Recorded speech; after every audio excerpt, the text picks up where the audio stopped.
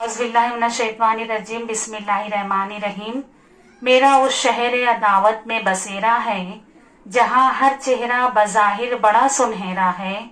यहाँ लफ्ज़ों में मोहब्बत के फसाने हैं मगर दिल में नफ़रतों का अंधेरा है।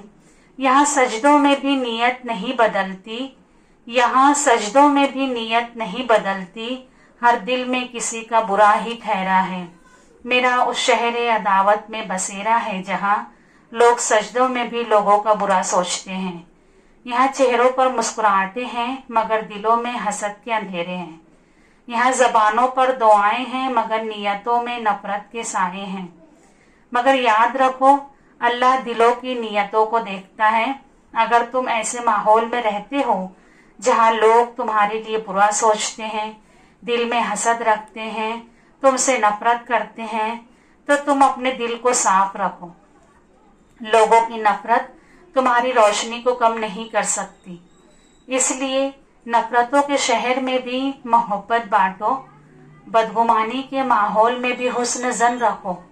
रियाकार लोगों से डरना बंद कर दो, क्योंकि फैसले ज़मीन के लोग नहीं, आसमान का रब करता है, जो तुम्हारे दिल को जानता है, तुम्हारी नीयत को समझता है। वीडियो अगर पसंद आए तो लाइक करें, शेयर करें, सब्सक्राइब करें। Thank you.